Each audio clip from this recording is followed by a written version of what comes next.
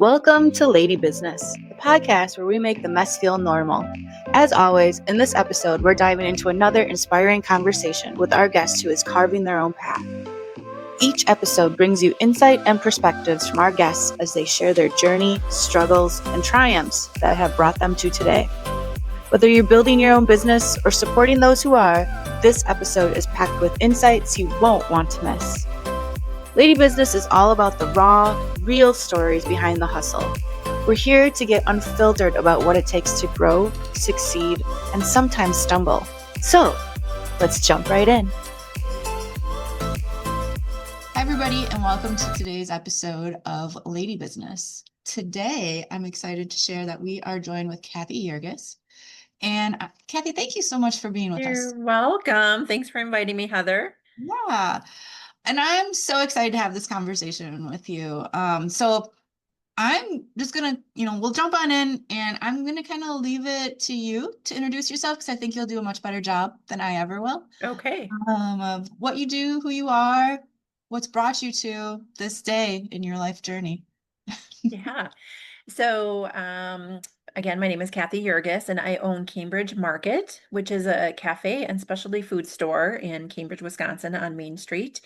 And we actually know each other, Heather, from my prior work life, which was, I think it was with BG3 at the time. That was a virtual assistant firm that I had. And in one of your past lives, you taught two of my sons through a summer camp. So my whole focus is just serving the community. And right now I'm landed on Main Street in Cambridge doing that.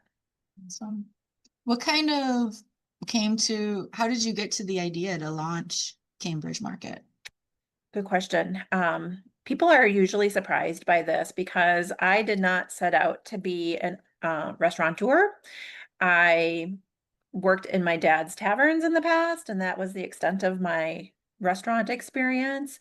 But I am a problem solver by nature. And the problem that I was seeing as my kids were growing up here in town was that a number of the buildings on Main Street were going vacant, or they were being filled by businesses that either had an online presence, so they weren't open to walk-in traffic, or they were just being used as warehouses. And it made it so there wasn't a lot for my kids, middle school and high school age kids, to do in town anymore. And I was getting nervous about what Cambridge was going to look like and whether or not my kids would even want to come back to Cambridge once they graduated from here. So a beautiful building on Main Street became vacant. A business left it and moved to another town, and it had sat open for a few months. I knew some people were looking at occupying the building, and I really did not want it to become closed again. There's a lot of history in this building. It's the original building where Rowe Pottery started. It's got gorgeous wood floors and just character to the building, a stone fireplace, and I really wanted it to be open to the public. And I talked with a friend who was looking at the building. He wanted to own the building but needed a main tenant. And I was looking at the building but did not want to own it. And so we talked about what the possibilities could be in this space. And the thing that we settled on was that we needed a community gathering space on Main Street. We had other restaurants in town, but nothing really on Main Street for the community to gather. And so that's what we've settled on. And it just has grown from there based on the feedback from the customers and what we're observing in the community. So it's grown considerably over the 6 years. We've been here 6 years, and it's changed and morphed with what the community has needed. That's awesome. Let's back up a little bit. So people don't know Cambridge, Wisconsin. So Cambridge, it's it feels like it's only like a 10-minute drive, but like 10, 15 miles outside of Madison. Yep, about 20 miles outside of Madison. We are conveniently located between Madison and Milwaukee. We're not technically a bedroom community, but it feels like that sometimes. A lot of people do work in Janesville or Milwaukee or Madison. We don't really have industry here. We're surrounded by farm fields that are changing and developing into different ways now. but it's a great town. Our population is about 1,200, but we have this surrounding townships here that all feed into our school district. So we have a good school district here. That and the affordability of the land is what brought my husband and I here. Yeah. And I mean, I grew up in a close by town, small town of Edgerton by Cambridge. So I Yep, remember Cambridge as a kid. We would go there for, the Pottery yep, Festival or the parks. You guys have a great park system in your community, but yeah, it was never really for the businesses. right. Um, and that's been something that's been really exciting and something that I didn't even realize was kind of going on, except through the Doyen Triple Threat program. You're Main Street Cambridge person number 3 or 4 Right. who's come through the program. And so you guys, I shouldn't say you guys, you ladies, because honestly, it's a bunch of female founded businesses and run businesses are the ones who are really transforming what Cambridge and especially downtown Cambridge looks like for the greater community. Exactly. And I, being a cafe, I tend to see more customers here than some of the other businesses in town and just get into conversation with them. And we're really trying to change the narrative because people remember what Cambridge was back in the 80s and 90s when we were known as the Pottery Town and everybody came here by the busloads. And that changed for a variety of reasons. And there's still a number of people in town who wish it was that way again. Mm. And because they don't see the buses come in or because they don't see the streets lined with cars, they think that Main Street is dying. And we've really tried to change the narrative to let them know that business is still alive and thriving in Cambridge. It's just different Mhm. with one of your other businesses is Ava Gardner. She's doing a lot of stuff off-site or special order, and so it doesn't require walk-in traffic. Other businesses in town are doing online businesses, and so they don't need that, or they're a hybrid between a brick and mortar retail and doing online and catalog and markets. And so customers are surprised when they see how many businesses that we do have here tucked away. And I strive to just change the dialogue and say we're good, we're thriving, but we're different. There's business here, but we're just different from what you remember. Yeah. And I think that's what we're going to see more and more, knowing, like a lot of these small towns, not just in Wisconsin, but across the nation, were built based on manufacturing and industry, like physical industry, Yep. and with where society and our markets and economies have led, yeah, Main Street does look different, but there is still a thriving Main Street. It's exactly your words. It's just not cars piled everywhere Right. or a huge plant that Right. everybody from the community has some sort of tie to. That doesn't mean there's not community either. Right. And COVID really sort of hit that home. I opened 9 months before COVID, and so my whole business model had to switch.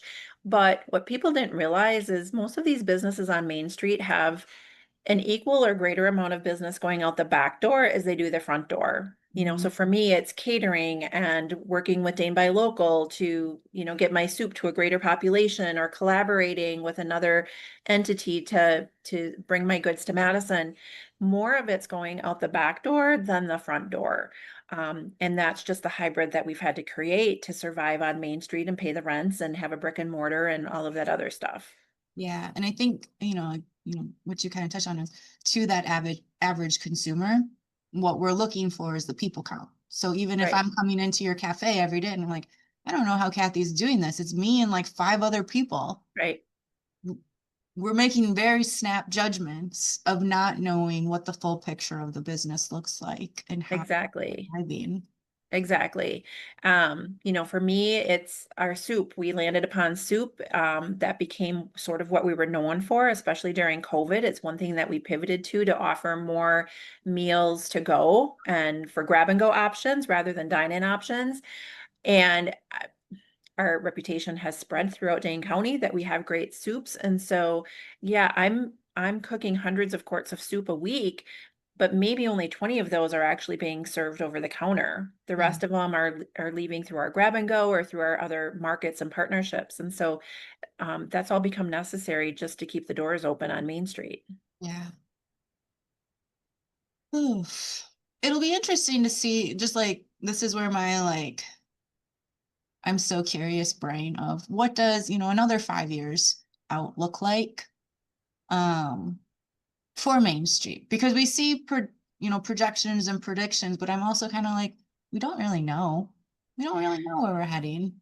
We don't. The trends that I'm seeing are a bounce back from COVID. People, right after COVID, people were eager to get out and travel, and they still are now to a deeper level where they want to build those relationships again and build community again. So, as part of my experience with your group in the Triple Threat, I decided to open up a used bookstore. And Mhm. part of that was because people were looking for a gathering space, a third space, as some refer to it, and just a space to come and hang and gather without the pressure of buying. I certainly want them to buy books, but it's more about the experience that I'm creating in the bookstore. Have a cup of coffee, have a glass of wine, come for a book club. So I think I was actually surprised. I sort of just come to my decisions without doing a ton of research. And so I opened this, and then I found out that there is an independent bookstore happening and opening in just about every small community around us. And so years ago, they closed because they couldn't compete, but now they're coming back. People miss the independent local bookstore that they can go and build relationship with. And there's a number of them that just opened and a few more that are opening in the surrounding communities around me. And so it is a thing. And I think that's going to be the trend, are people looking for the experiences and the way to connect to community. Because for a lot, work is still in the home. So Mhm. now they have to leave the home to find their entertainment and their relaxation.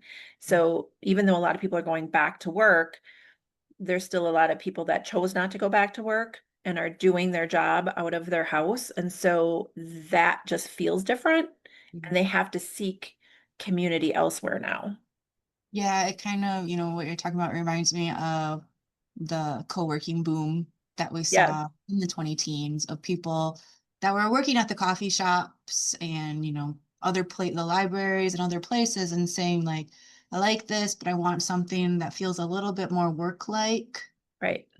And then I feel like post pandemic, it's still it's interesting to see how the co-working spaces have changed, but also how people have gone back to, I don't just want to be around people that are working. I want that community feel while I'm working too. They do.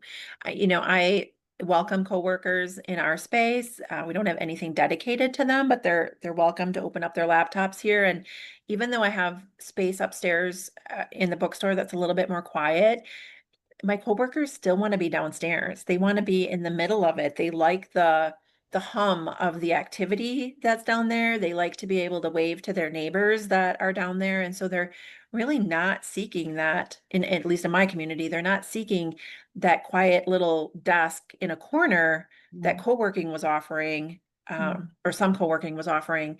They're just wanting to get out and see people Yeah, again. that's so cool.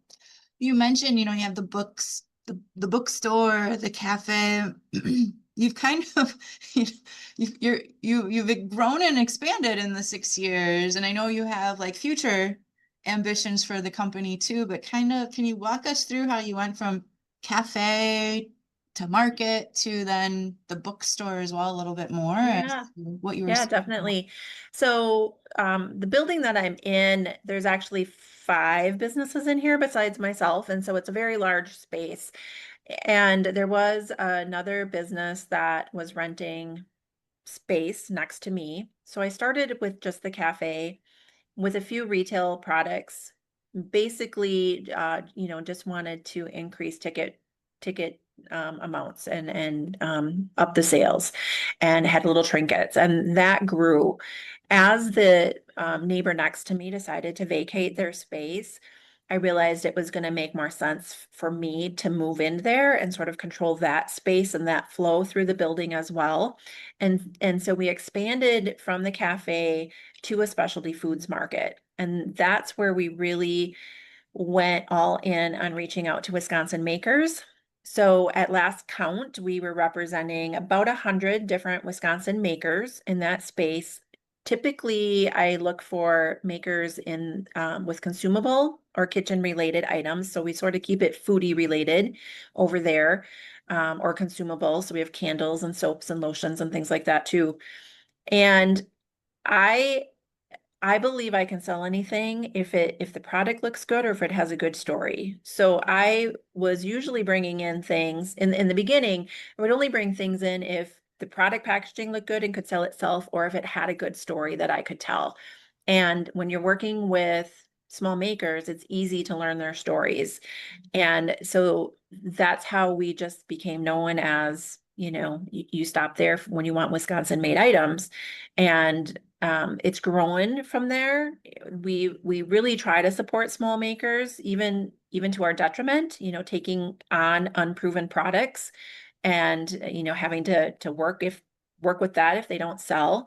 And so we've taken some hits from unproven products, but again, we just learn. We learn from every decision that maybe wasn't the best decision. We just learn and pivot. Or the beauty of it too, I think what helped me move into that is because we were using food, and I always figured I would bring it in if I could figure out a way to use it in the cafe. So whether it's a cheese or a condiment or something, if I could figure out a way to use it in the cafe in one of our specials or one of our soups, it was worth bringing in and giving it a try. And so that's really how we've grown. We're going through a transition now. I just hired a retail supervisor, retail manager. So they are going through all of our inventory, and really they're going to start tracking what's selling, what the turnover rate is, what other complementary products we need. But that was necessary because I was subletting part of my space to a thrift store, and they decided to move to a different location in town. So my upstairs space was vacant. It's a beautiful space. I didn't necessarily want to do dining up there because it is stairs. So I didn't want to encourage too much dining up there, but it's the perfect space for a library or a bookstore. A reading room is sort of what we're calling it. It's very comfortable. It has a good energy about it. I have used books for sale there. But that sort of grew out of some people, a number of people actually, starting to either post in Facebook groups or come to me asking about book clubs. Do you have a space for our book club to meet? Or people on Facebook would say, are there any book clubs? And so I'm always looking for that thing that the community is asking for connection. And there seemed to be a trend around books. And so we started with a book club. We sold out our book club. We've been doing it for 4 months now. We sell out every month. I coordinate it with the cafe portion of it for the food and beverage portion of the book club. And it really is taking off. People love the space, love to be able to enjoy the space. That's the other thing, because the building has such history and beautiful bones to it. I want the community to be able to experience that. We have a lot of old buildings on Main Street that you just don't get to see because they're not open. And I wanted the community to be able to appreciate this building that's been here for 150 years in Cambridge. Yeah. I love, oh, there's so much there. When you were talking about using the products that you're selling in the market, or coming from a viewpoint of, can I use this in the cafe? I love that, because so many times when I'm even out shopping, as a general consumer, I'm looking at products going, oh, this is cool. When would I ever use it? Or Right. what does it taste like? I don't want to purchase it. Right. And then take it home and be like, oof. And Right. so I love that you're highlighting those products within a way for people to experience them as well, so that it does kind of, yeah, it fills in gaps and makes it more appealing than just like, oh, here's some pretzels or something Right. to dip it in, or smell the candle or something like that. Exactly. So yeah, whether it's the soup that we use a spice in, or a grilled cheese that we're highlighting a special cheese or condiment in, um, that's, again, we've become known for our specialty sandwiches. This week we're featuring a goat cheese that's made in Wisconsin, and um, it's one of our best sellers. And so we rotate our weekly sandwich special, and often feature stuff from the market in there. And that's things that like the chains can't do. Right. You can't go in and be like, oh, well, I'm gonna go into this sandwich shop and whoa, look at the local explosion that they got going on here, and then go to another one and be like, oh, and here's their like the scalability becomes too hard. And so again, like going back to and you said it in your intro, like the community Right. and really focusing, the more and more you talk about what you're doing in your story, the more and more I keep feeling and hearing how community impacts every single thread of your professional work. And thinking about how does this turn back into, my people and the bubbles out of Right. people are connected. I mean, my favorite word really is collaboration. And anytime I see other businesses in town collaborating, I always highlight or compliment them on that. We have another restaurant in town who's partnering with um, a wedding venue, but they're going to use it for kind of a farm to table country dinner in the country experience. And it's two businesses that have brick and mortars on Main Street, but they're deciding to take their experience off of Main Street and collaborate together, which will just, help highlight Main Street to all those people that go there. And so, I applaud them for thinking outside the box and working together. And that's sort of what I try to communicate with all of the businesses on Main Street. We are small. We do need to offer diverse options. We can't sustain 10 restaurants in Cambridge, but if everyone differentiates a little bit, we can all succeed. And I'm always saying, collaboration over competition. Let's just work together rather than feel like we're competing. We have 4 coffee shops in Cambridge now, plus 2 gas stations. Like, we have a lot of coffee drinkers, but how can all of us sustain ourselves in Cambridge? And we can if we don't view it as competition, but really view it as the demographic or the special focus or the niche product that they're offering, the experience. There's enough people, and really just wanting to communicate to all the merchants and everybody to just talk about Cambridge and get more people here, because the 1,200 people living in Cambridge aren't going to sustain us all. But if we give them a great experience on Main Street, they're going to come back, or they're going to bring their friends when they're visiting. And so just really encouraging all the businesses in Cambridge to just work together and reach out to their circles, whether that be Madison. I tend to pull from Madison because my previous career was in Madison, but we have people pulling from Milwaukee or Janesville or Rockford. And if we just all embrace that and just make sure that if the restaurant next door is bringing in people and they choose to shop in my market, that I'm giving them a good experience and they're going to want to come back to Cambridge. We kind of talked about a little bit around, well, you talked a lot about your journey as to what's brought you to today. In Triple Threat, we talk a lot about the personal growth that you go through as an entrepreneur and that identity shift and figuring out what your strengths are within your leadership, or where are areas of growth, or where do you just say, I don't want to do that, hire someone in. What would you say is one of the most compelling things you've learned about yourself through the last 6 years of Cambridge market, or even in your previous career leading into the market, that you were like, oh, I didn't realize that about me, or you've kind of. I think for me, it's really understanding that I can't do it all. Mm, Um, I'm closer to the retirement side than the early career side now. And early on, I felt I could do it all. And a great idea would pop in my head and I would just run with it and go with it. And now to put those boundaries on and really to be in a space where through the course of my career, I can pick out what I was good at or what I enjoy doing. And so I'm in a spot where I can say no to the things that don't fit. I can put some boundaries in place through this process and through conversations that have been spawned with other people. I'm realizing I don't need to be open 7 days a week. When I first opened, I felt I did need to be open 7 days a week because there weren't other opportunities on Main Street or in Cambridge. There weren't other businesses. And now our ecosystem of businesses in Cambridge has shifted, and there are other businesses. And so I don't need to stand there on Sundays and be open. I can let go of Sundays.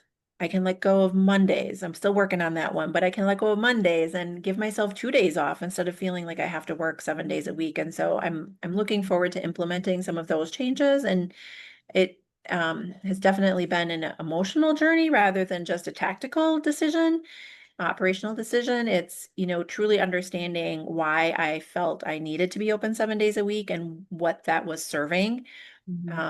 And just to be able to be okay making some of those decisions where I might disappoint somebody, Yeah, So it's hard. Those are hard. And I was talking to, someone else um for another one of these recordings. And yeah, we were talking about, getting that feedback either to our face yep, or online. yeah, Those are very different they are. experiences when you get it online versus to your face. But as the owner, kind of how do we internalize it in the various different ways? And sometimes it's going through the process of, well, I internalized it this way and then I reread it, even a couple hours to a couple days later, and this is how I looked at it differently, and being able to get to a point of being like, maybe this is what I needed to hear. Right. Um, It's hard. It's very hard. It's humbling. Um, I've grown enough and I've been doing this enough to know that people are coming from their own perspective, but there's something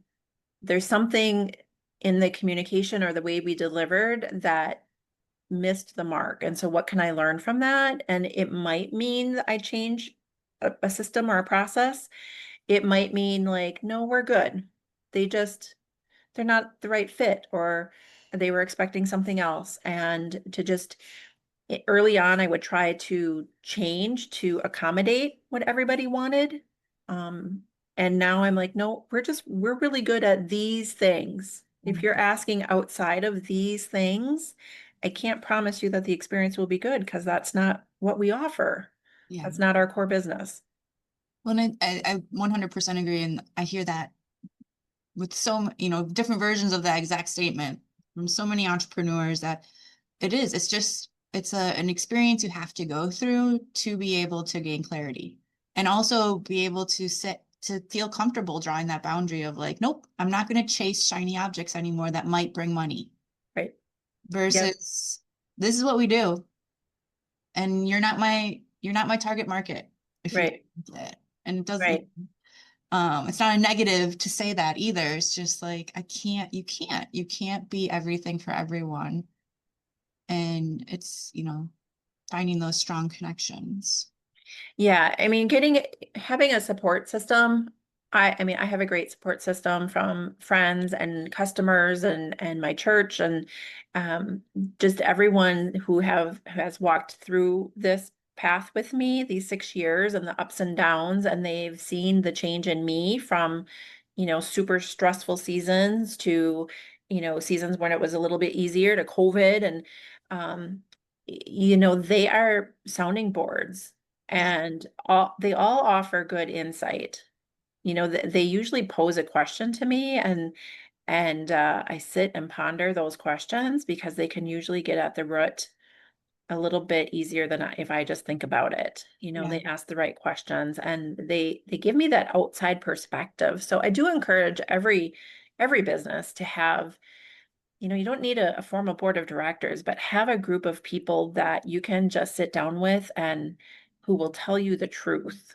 Yeah. Like, yeah, I didn't have the greatest experience, or your new employee is still struggling with this, or, something was off.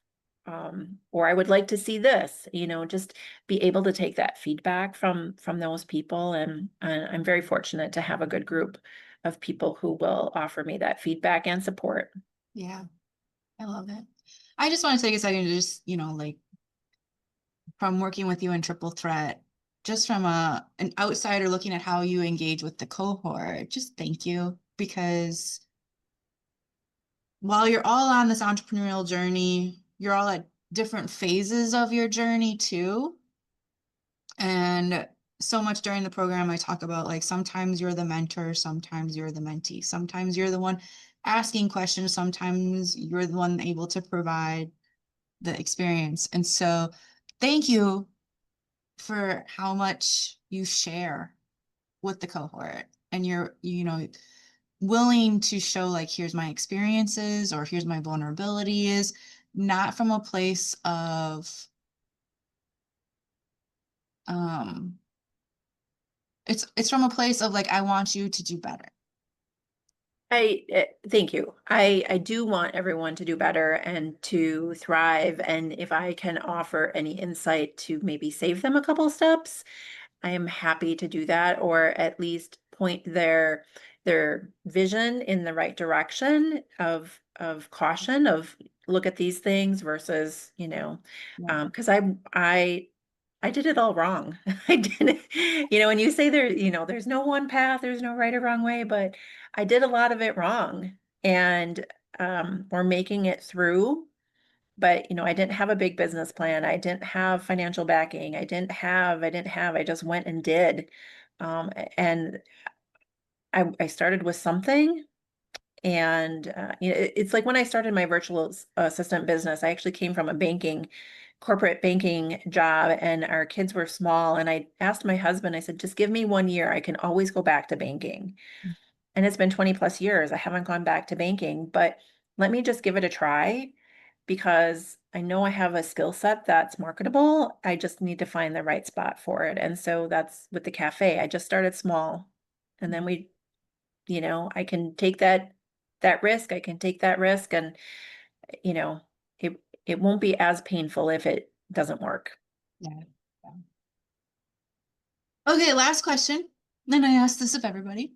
What, and we use this word a lot in Triple Threat too. What is something that is terra thrilling that's going Very on thrilling. either in work or life right now?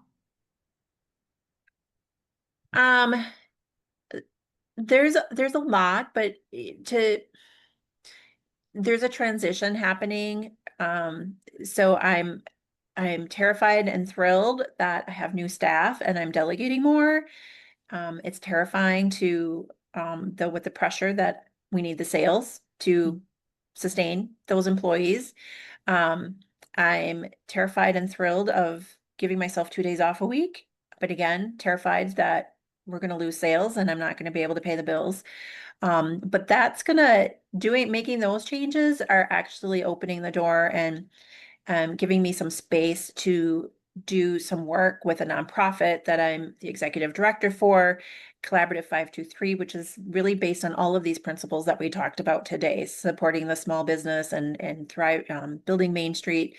And we just received a large grant from WEDIC. And so there's a number of programs that we're going to be launching there, things that I've never done, things that I've never had to work with people on, which is exciting and terrifying because I'm going to have to call upon other people. I don't know the answers to these things, and I'm going to have to build a whole new support system around me, but it's going to be awesome because it's going to have a large impact on Main Street in Cambridge, which was my original goal when I opened up this cafe, was to have a big impact on Main Street in Cambridge. And 6 years later, we have a grant and it'll keep me busy for the next 2 or 3 years to implement those programs. Well, congratulations, because I know what that process looks like. And I'll be calling upon you, Heather, I often. am here. Um, yeah. So it's a huge, and it's also, it feels like a big number, and it feels like a big responsibility when you get that money. But just remember that those funders believe in you, and your community believes in you. And we, Yeah. as much as, oof, I hate calling and asking for help, but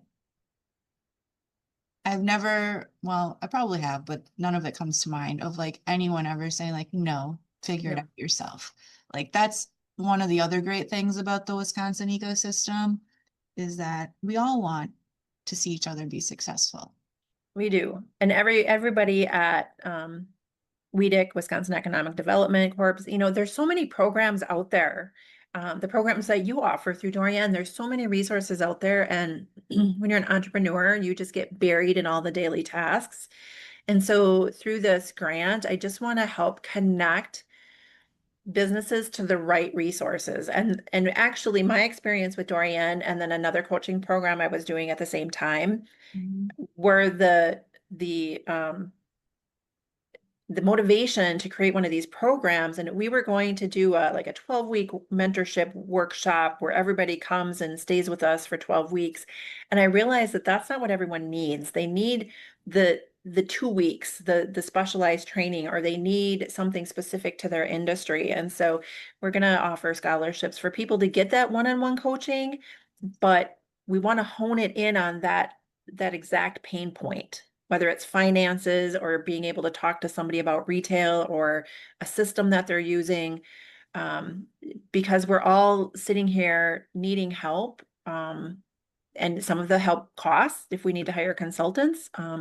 And we're going to be able to help people with that, get to the exact pain point. And that'll take some work because a lot of people just don't know what their pain point is. It's all a pain right now. But we'll do some work to get them to be able to identify the next thing they need to move their business forward. So we'll be calling upon you, Heather. Well, I look forward to that phone call, and Yeah. look forward to just continuing to see what you continue to build and grow. I want to just once again thank you so much, Cathy, for You're joining welcome. today. Thank you to all of our followers for taking the time to listen to our conversation. Please check out all the links in this episode's bio for more information and how you can continue to follow along with Cathy, as well as Cambridge Market as they continue their journey. So remember, you're doing great. Let us know how we can support you going forward, and take care of yourselves and each other. Bye now. Bye.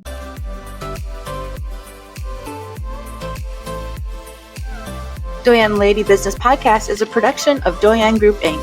This show is recorded, produced, and edited by Doyen Group team members. I am your host, Heather Wentler. If you want to listen to all past Lady Business episodes, please head on over to doyengroup.org and click to visit our Learning Lab to see past season episodes and learn more about past guests. If you love what you're hearing, make sure to click those subscribe or follow buttons wherever you're listening to Lady Business, and share with others who you think would enjoy listening as well. Remember, you're doing great, and thank you for being you.